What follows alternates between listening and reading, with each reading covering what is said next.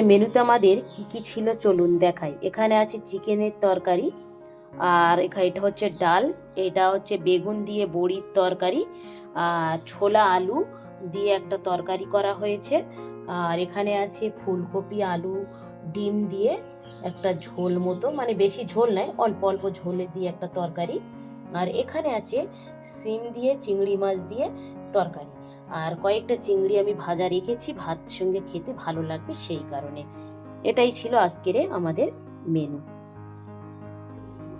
আপনাদের দুপুরের মেনুতে বা সন্ধ্যার মেনুতে কি কি ছিল অবশ্যই কিন্তু আপনারাও জানাবেন।